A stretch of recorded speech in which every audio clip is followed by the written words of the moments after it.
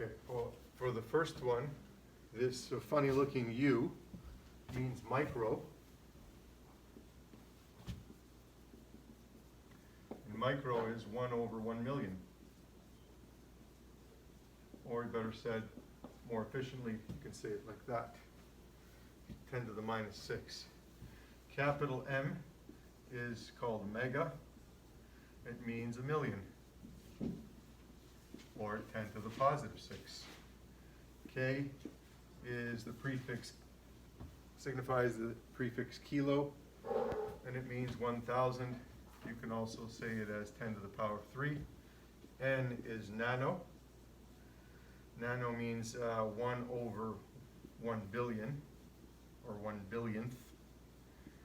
And it's more efficiently stated as 10 to the negative 9. It's a multiplier. So when you say nano in front of any measurements, like say nanometer, you're saying a billionth of a meter.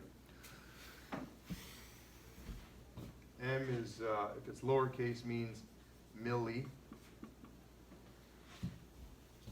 And that means 1/1000th. More efficiently stated as 10 to the negative 3. P is pico. That's 1 over a trillion. I don't feel like writing that 12 zeros, so I'm just going to say 10 to the negative 12.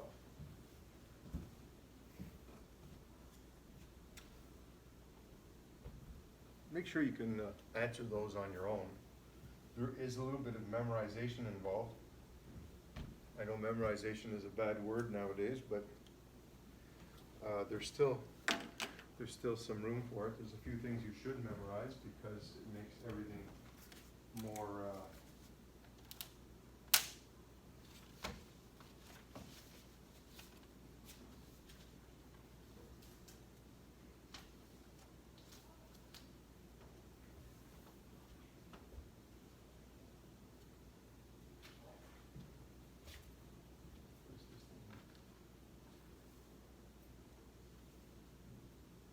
yeah. So you should try to memorize those prefixes and be fairly conversant, have working knowledge of them. I guess this is as good a time as any for taking attendance. You're in cohort A. And today is Wednesday. Aranda. And Ino Sasu is not here. Lara, okay. Denali, not here. Daniel, Byron, Jamila, Oda Mesan, no, Cappy, and Chad. All right. So we have a class of 10, and only 60% showed up. This is not, is there a, oh yeah, she is here, yeah, she is here. That's Denali, right? You're here. Mike Gams. Everything good now? Did you find her?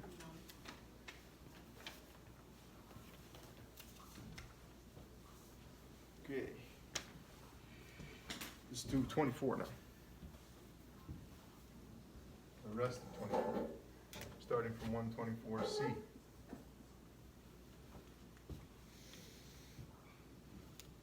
It says use appropriate metric prefixes to write the following measurement without use of exponents. So I'll write down the numbers first. 9.5 times 10 to the minus 4 meters. I'll give myself some extra room. D is 4.23 times 10 to the minus 9 meters. E is 12.5 times 10 to the minus 8 kilograms. I have room for one more, I guess. 3.5 times 10 to the negative 10 grams. In the first one, 10 to the minus 4 is reminiscent of thousandth. You could probably go one step more and say millionths. So if we go with millionths, you could say this, times 10 to the 6th micrometers per 1 meter, right? There's a million micrometers in a meter because it's a millionth of a meter. Does that make sense? If something is a millionth of a meter, how many of them will you have in 1 meter? A million. If you have 100th of a meter, how many are there in 1 meter? 100 of them, right? So that's why centimeters is 10 to the minus 2 of a meter, but you have 10 to the power of positive 2 of them in 1 meter. Make sense? Okay, so you can always write that relationship. You flip the power, it tells you how many of them there are in 1 meter. So 10 to the minus 6 micrometer is a millionth of a meter, therefore there's a million of them in 1 meter. And I'm just doing that because I want to show you how to get this correct number. So 10 to the minus 4 times 10 to the power of positive 6, what does that give you? Minus 4 plus 6 is 10 to the positive 2. So it's 10 to the positive 2 micrometers. It's 950 micrometers. That's how you should prove that you're using the right measurement. You know, a good rule of thumb is try to get it so that you don't have to write more than 3 numbers. You can go up to 3 numbers without a decimal. This one is 10 to the negative 9. Automatically it would suggest the use of nanometers because nanometers are 10 to the negative 9. I had 2 markers here a second ago. Oh, the other one's in my pocket. This one writes better. So times 10 to the 9 nanometers per 1 meter allows me to cancel these 2 powers. It becomes 10 to the 0, so you get 4.23 times 10 to the 0 nanometers, or you could just say, because 10 to the 0 equals how much? Anytime you put something to a 0 power, what does it become? 1. Okay, so what's 4.23 times 1? 4.23. So that's how you can rewrite this one. That would be your answer.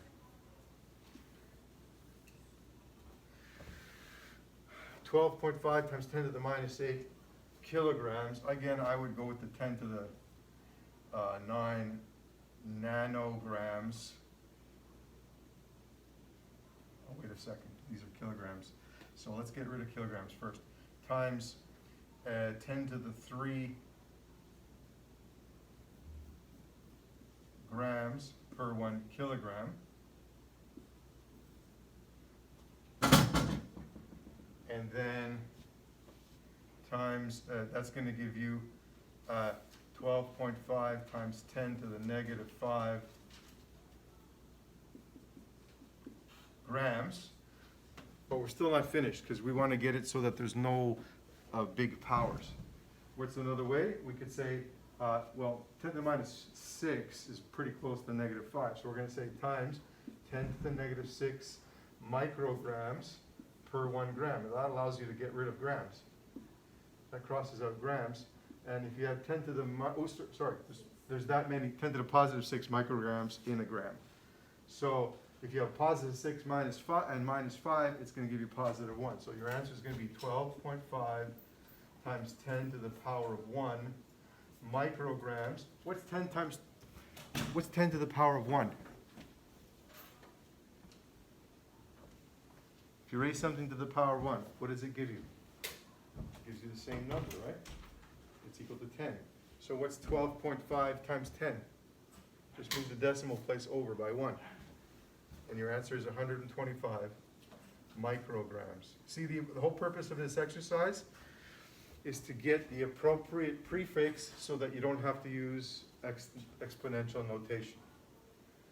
I don't know if I'm getting across here.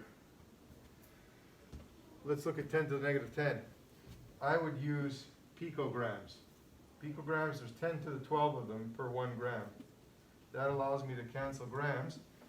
And because I have 10 to the negative 10 and 10 to the positive 12, I end up with 3.5 times 10 to the power of 2 picograms.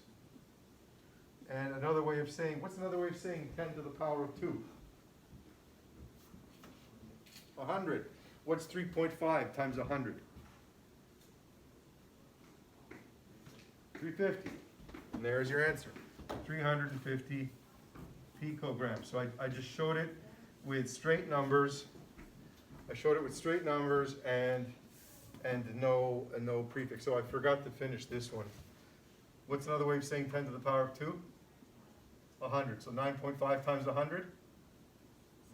950. So your final answer is 950 micrometers. So I'm showing the numbers without exponents by using the appropriate metric prefix. And the more practice you do this, the more comfortable you'll get with it. It seems a little bit intimidating, but it isn't if you practice it a bit. Let's try the rest of it.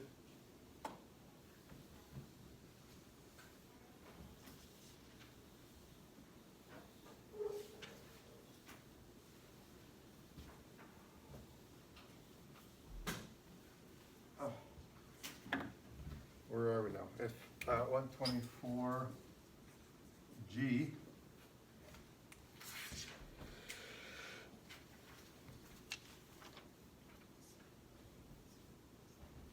Oh, there's only one left. Okay, 6.54 times 10 to the power of 9 femtoseconds. Let's just turn this over here. Oh, it doesn't look very good.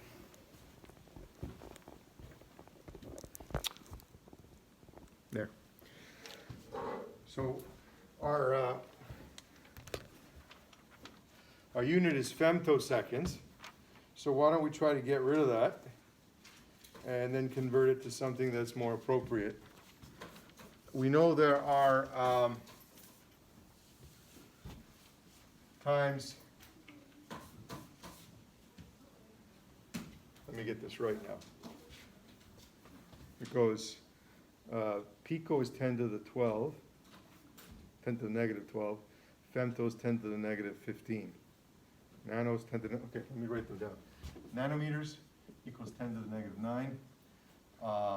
Picometers equals 10 to the negative 12, just to keep it straight. And femtometers is 10 to the negative 12, 15 of a meter. So if we have femtoseconds, we're looking at 10 to the 15 of them in 1 second. So 1 second per 10 to the 15 femtoseconds.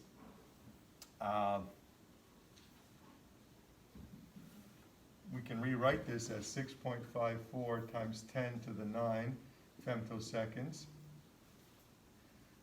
Femtoseconds will cancel, by the way. And then we can just rewrite the numbers, 10 to the negative 15 seconds. Okay? When we multiply that all through, we're going to get 6.54 times 10 to the power of negative 6 seconds, or femtoseconds are gone, sorry. 10 to the negative 6 seconds. Now it gets us in the ballpark of what we want to do. We have 10 to the negative 6 seconds. So let's multiply by the appropriate number to get it to a power of 0. We know there are 10 to the power of 6 microseconds in 1 second. That allows us to cancel seconds. These powers become 0. We get 6.54 times 10 to the 0 microseconds. What's another way of saying 10 to the power of 0? What does 10 to the power of 0 equal? Come on, guys. This is one of the rules of exponents. You got to participate with me. I don't know what you're thinking. Anybody? You know, you realize there's only 8 of you here, so you all have about a 12.5% share obligation to try to answer some questions. Otherwise, it's dead silence. You can't always be the same person saying the answer. You got to try to guess, or at least follow what's going on. What's 10 to the power of, what's anything raised to the power of 0? 1. So I can replace this with a 1. So it equals to 6.54 times 1 microseconds, which is therefore 6.54 microseconds. So I've successfully gotten rid of all those exponential powers and reported the unit in an appropriately sized format. Microseconds works, because you can express it with 3 numbers without using powers. All right, that was the purpose of this exercise. I don't know if it made sense to you.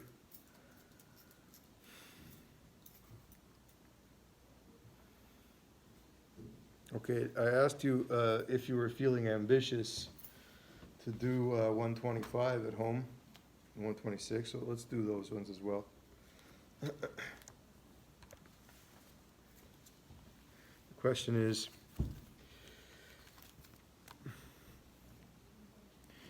perform the following conversions: 25.5 milligrams to grams.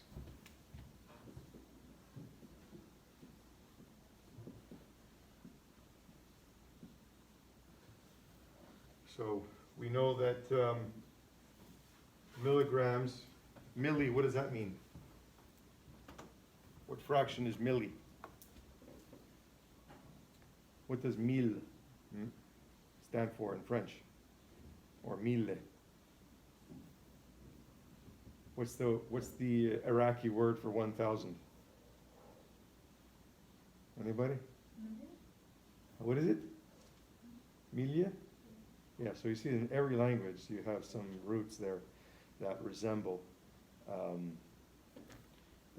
root word, because all the languages branch off from other languages.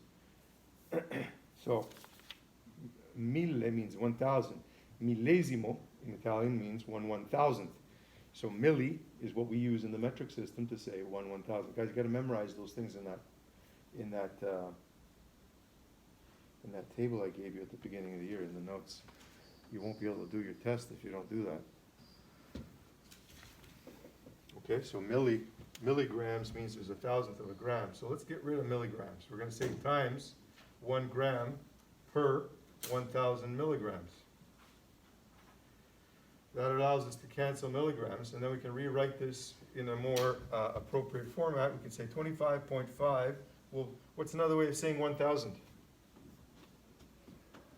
in exponents? 10 to the power of 3. If we have 10 to the power of 3 in the denominator, and then we put it in the numerator, what happens to the power? It goes from positive 3 to what? Negative 3. So we can rewrite this as 25.5 times 10 to the negative 3 grams. And I'm not quite done here. I want to make it closer to scientific notation. I don't know if are they actually asking that? It just says conversion. Okay, well, we can do an extra step for fun. I want to move the decimal over by 1 to make it into scientific notation. So I made this 10 times smaller. I'm going to make this 10 times bigger to make up for it. So it's 10 to the minus 2 grams. And there's your answer, the final answer for that, if you do it rigorously and strictly the way I've been teaching you. B.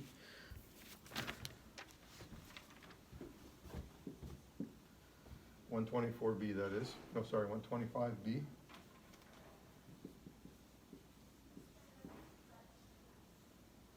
(4.0) times 10 to the negative 10 meters to nanometers.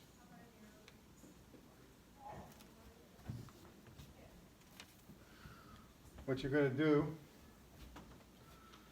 is, okay, 10 to the negative 10 suggests either you're in the neighborhood of nanometers anyway. So what we're going to do is multiply it by nanometers. So we're going to say 4.0 times 10 to the negative 10 meters times 10 to the power of 9 nanometers in 1 meter. Allows you to cancel the meters. Then when you combine the powers, what you're going to get is 4.0 times 10 to the negative what? You have negative 10 plus 9.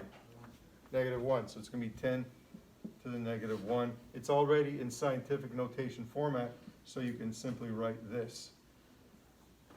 If you wanted to not have a fractional number, say if you wanted to have a positive power, you could go 1,000 times and then it'll go to the next one over, right? So picometers. Because anybody can come up with this idea. There's 1,000 picometers in 1 nanometer. You don't have to do this extra step. You could stop here and it would be the correct answer. I'm just showing you some possibilities. So that would become 4.0 times 10 to the negative 1 times 10 to the positive 3 picometers. So you would get 4.0 times 10 to the 2 picometers, because minus 1 plus 3 gives you plus 2. 10 to the 2 is another way of saying 100, so it's actually 400 picometers. Both of these are correct. So this would be okay, and so would this. Okay? It's just good to know that if two things are close to each other, they're separated by 1,000. If you take 1,000 of these guys, you get one of these. Because the picometers are 1,000 times smaller than nanometers. Femtometers are 1,000 times smaller than picometers. So if you memorize the table, it gives you a little bit of flexibility in converting. The last one from 25 is to convert 0.575 millimeters to micrometers. Let me just move the board.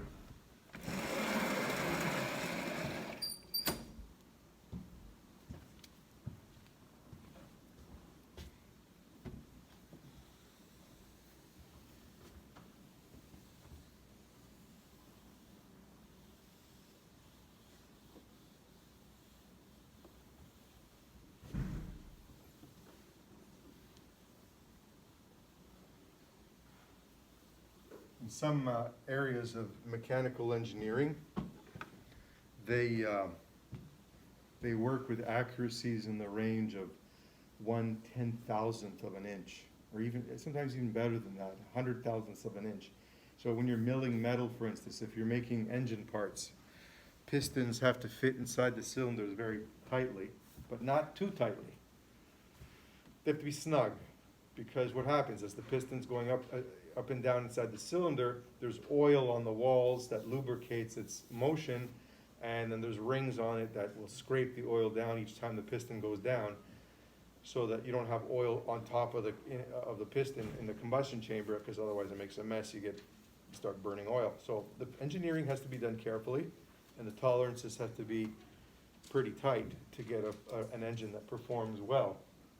In Formula One, they machine the engine parts so tightly that if you try to start the car cold, with the cold oil, you'll wreck the engine. They have to actually warm up the oil before they start the car. Imagine how tight those piston parts are. And the reason they make them so tight is because it gives more power to the engine if the gases are maintained under high pressure, because that way they transfer more of their energy to the wheels. But engineering is one of those sciences where you have to pay very careful attention to measurement. You see it in other areas too. In construction, you don't have to be going down to the 1,000th of an inch, but you definitely have to be within an 1/8 of an inch. And if you get sloppy with construction, you start noticing that your walls will be crooked. And then when you go to put on the drywall's going to have bulges and bumps, and it's not going to look nice. So again, attention to details goes a long way in many trades. And some people have a knack with it, and some people don't. Some people don't measure well, or they mark, they're sloppy, and the results show in the end when you try to finish your construction. Where was I? Oh yeah. Okay, so 125C.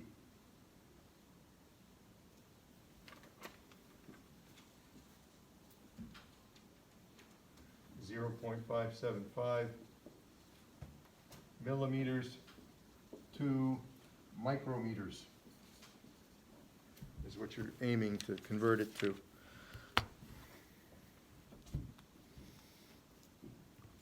I'm going to say go with the micrometer conversion. So you're going to start 0.575 millimeters times 1 meter for every 1,000 millimeters. That cancels the millimeters. And then we'll just throw the next conversion factor on there to get to get right down to what we want, let's state it in micrometers. There's 10 to the 6 micrometers for every meter. So that allows you to cancel meters. Now let's put all the powers in order. So 0.575, what can I do to rewrite this power? Now that I've canceled all the units and I have 1,000 in the denominator, what's another way of rewriting this? Compactly. Guys, if you can't do it with my help, you're not going to be able to do it alone. 1 over 10 to the power of 3. Yes, good. Even more compact. Even more compact than 1 over 10 to the power of 3. What's an even less writing to say the same thing?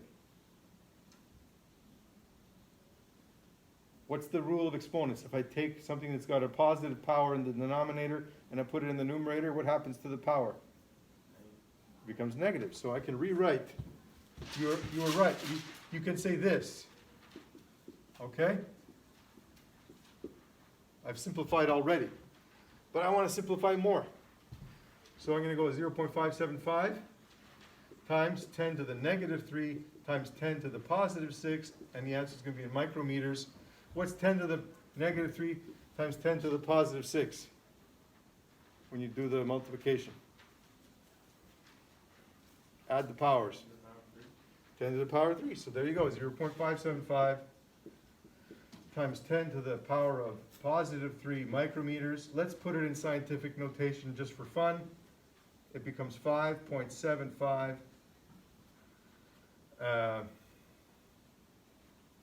Actually, even better. You've got 0.575.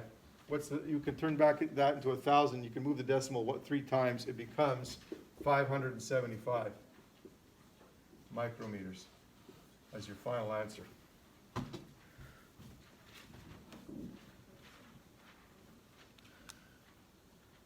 All right, let's do 26. I'm pretty sure you guys don't get it. The lack of participation is telling me you're all afraid to make a wrong answer. You're not confident.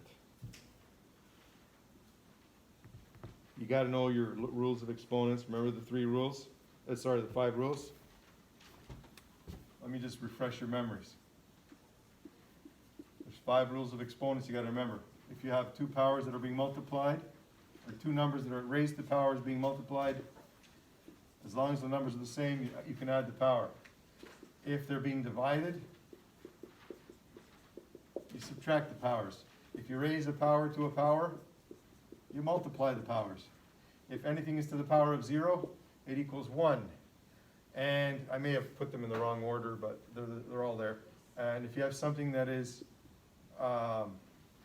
in the denominator, when you flip it over, when you bring it upstairs, when you put it in the numerator, the power changes sign. Okay, those are the 5 rules. If you can remember those 5 rules, all this stuff, it gets easy. You can then apply it. The problem is, in high school, this is what happens. I remember it happened to me. They teach you all these different subjects, but you don't know how to use them. It's like taking a 5-year-old kid and saying, here, kid, have a hammer, have a saw, have some nails. Now go build a house. How successful would your 5-year-old kid be if you gave him a hammer, a saw, and some nails in building a house? You would have 0 success because those skills, just because you have the tools doesn't mean you have the skills. Okay? You guys have the tools.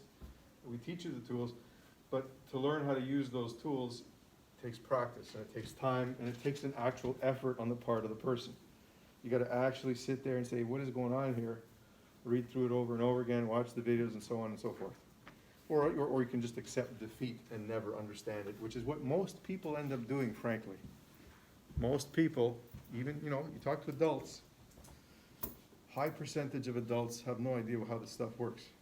So don't get into this mindset of saying, oh, I'll never get this. It's not easy, you got to work on it a little bit, okay? But you're in good company. Don't get discouraged, it starts to make sense if you keep on applying yourself. All right, 126 is the next one.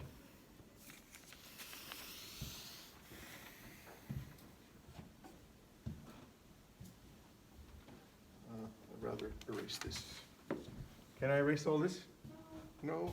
Okay. I'll erase the other side and move the camera.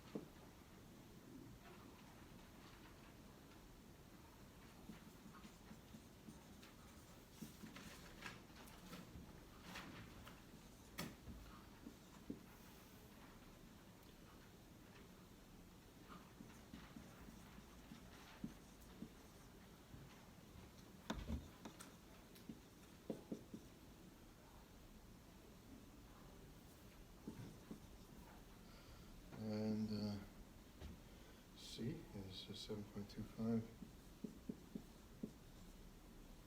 times 10 to the negative 4 seconds, 2 milliseconds. All right.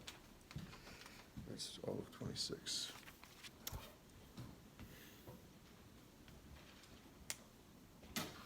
Let's bring you back here.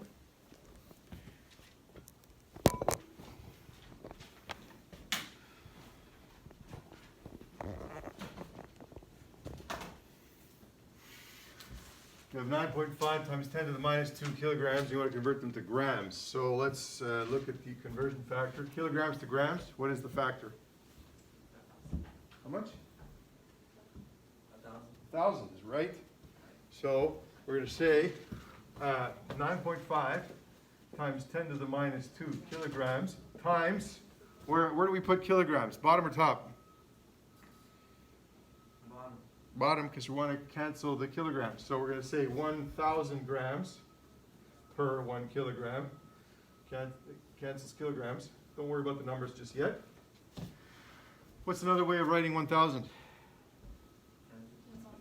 Positive 3. So you're going to say 9.5 times 10 to the negative 2 kilograms. Sorry, the kilograms is gone now. Times 10 to the positive 3. Now, when you say 10 to the negative 2 and 10 to the positive 3, using this rule, what are you going to get as an answer? 10 to the power 1. 10 to the power 1. So you get 9.5 times 10 to the power 1. What's another way of saying 10 to the power 1?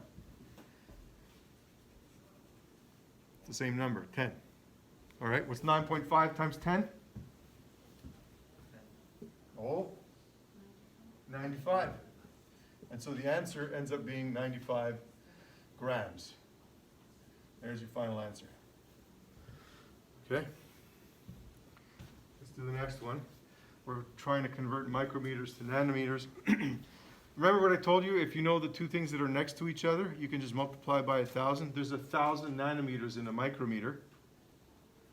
If you know that, then you can solve it that way. If you don't know that, then you have to go to meters and then come back to nanometers. So we can do both of those ways to show you how it would work. So I'm going to say 0.0023 micrometers times 1 meter per 10 to the 6 micrometers.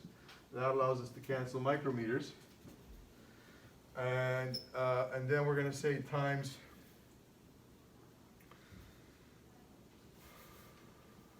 10 to the 9 nanometers per 1 meter, which allows us to cancel meters. Put it all together, and you get 0.0023 times 10 to the negative 6. I just rewrote this on top and changed the sign, times 10 to the positive 9, and the answer will be in nanometers. What you'll get is 0.0023 times 10 to the power of positive 3. Let's now put it into scientific notation. How many times do we have to jump this over? 1, 2, 3. Okay, I've moved the decimal over 3 times, which means I've made this 1,000 times bigger, so I have to make this 1,000 times smaller, so drop the power 3 times, it goes down to 0. So in the end, what you get is 2.3 times 10 to the power of 0, which is essentially 2.3. And the answer is in nanometers. Okay, that was kind of a roundabout way of doing it, but it's because, you know what? It's a cloudy day today. Take that thing away from the window and just put it somewhere where the wind won't make it rattle.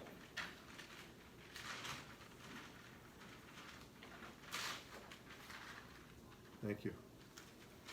So we're probably not getting too much glare on the, actually we are getting a little bit of glare on the board. I still have to put up a piece of paper up on that window pane.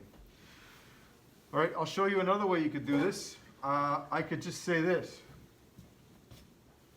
Let's make room here. So you could say or 0.0023 micrometers times 1,000 nanometers for every 1 micrometer. Boom. So you get 0.0023 times 10 to the power of 3 nanometers, which again we see if you move this.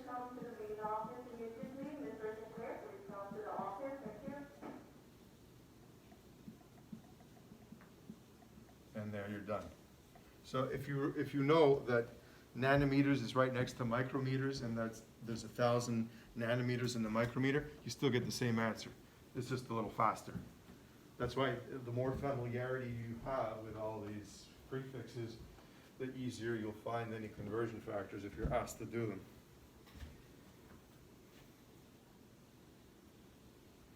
Okay, the last one is C.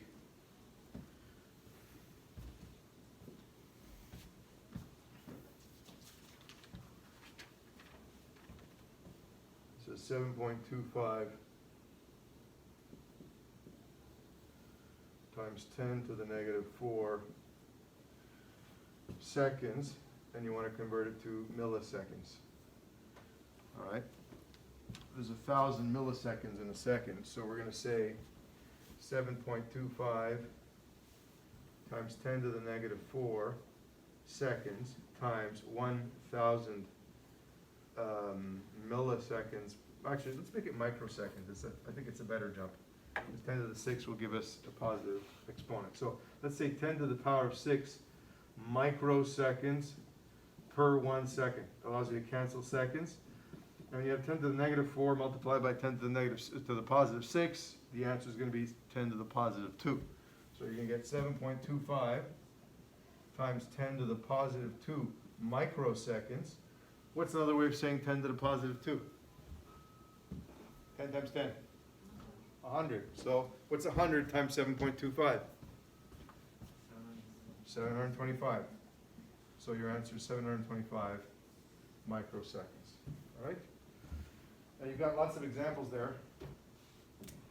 It's up to you now to sort of weed your way through it. I can't keep doing examples day after day. You got to, at some point, take it in hand yourselves. So let's see what I can give you for practice. So we'll do a little bit of work in class together.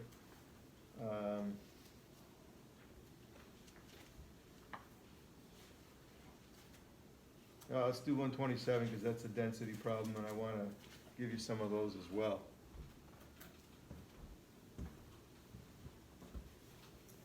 So we'll go to the other board so you can still copy.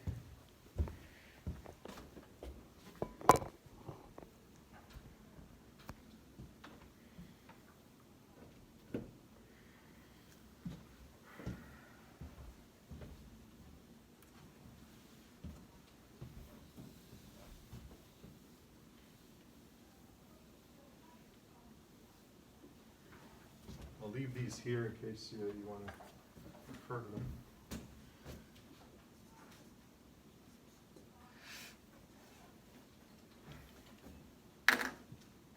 This is a sample of carbon tetrachloride, a liquid once used in dry cleaning.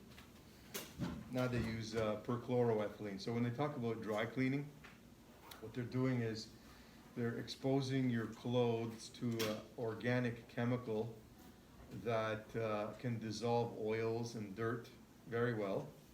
In fact, if you dip your hand into those kind of liquids, it'll dry out your skin. When you pull your hand out, your skin will turn white and it'll be kind of dry after because it takes all the oils off your skin. And of course, you don't want to be dipping your hands and stuff like that because it can also get into your body and then your liver has to deal with it.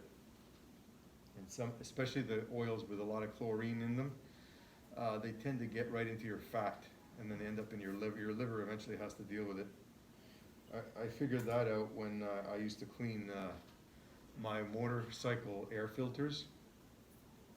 And sometimes I wouldn't have gloves, so I just do it with my bare hands. But the oil they use on those motorcycle filters, some of the oils are toxic. So you handle them with your hands, the oil gets into your body. And I remember I would feel nauseous for 2 or 3 days after that. I would just feel a little bit off, like I didn't feel like eating. And I started realizing it happens every time I touch the oil from the motorcycle filter. So I realized that the oil was toxic, and that just the touching it with my hands was getting into my body. My wife went and consulted a doctor once about going on a diet, and the doctor actually recommended that she wear gloves when using some of the detergents that you wash your hands, wash the dishes with. So I thought about that, and I realized the reason he said that was because some of the oils that are in those products can actually get into your body and interfere with your metabolism. You've ever heard of trans fatty acids? Trans fatty acids, they recommend we don't eat them. Why? Because we lack the enzymes to properly metabolize them. They put trans fatty acids in foods like chips because it makes them last longer on the shelf. But think about that for a moment. Why does it last longer on the shelf? Why doesn't it go bad? When bread doesn't go bad for a week on your countertop, there's got to be a reason for it. When my mother cooks bread, it goes bad in 3 days. If I leave it on the countertop, it starts growing mold right away. So why does one food grow mold and the other one doesn't? What's the difference? Why does my mom's bread get moldy and the bread from Costco sits there for 2 weeks and never gets any mold on it? What do you think the difference is? They put something in the bread that the germs don't like it, and they can't grow because of it. So it's toxic to germs. Whatever it is they're putting on it is toxic to germs. So sometimes it might be something innocuous. Other times it can be something actually not good for you, because it's also toxic to human beings. When you take an antibiotic, for instance, it's supposed to kill the germs, but you think it's also perfectly good for you? Like, can you throw it on your cereal and use it as flavoring? Or is it possibly also toxic to your body? I guarantee you it's also toxic to your body. So when they take antibiotics, they give you a substance which is poisonous, essentially, but they give you a small amount of it so your body can deal with it. The germs can't deal with it, hopefully, and it kills them off. But if you were to take antibiotics like candy, you would start suffering bad effects from it. I remember one time I took some amoxicillin. I had I think 1 gram. I took 2 pills. It made my head spin. So I obviously had a little bit too much of it, and it had a toxic effect. And your inner ear is one of the first things that gets disturbed when you take toxic substances. When you feel dizzy, that can be a sign of toxicity. Or if you immediately throw up after you eat something, that's a pretty good clue that what you ate wasn't good for you. Your body has 2 good reactions for getting rid of poisons. One is vomiting, the other one is diarrhea. And in both cases, it's trying to clear out whatever it finds poisonous inside of itself. If you ever eat bad food, have you ever had like a bite of something that was off, and then half an hour later you just yacked? Why? It's because your body realized there was something toxic in there, and it caused a reaction. It's your body's first line of defense. It's interesting. I find it interesting that pregnant women have a very high sensitivity to food toxins. Their sense of smell seems very heightened when they're pregnant. Just the smell of raw chicken or something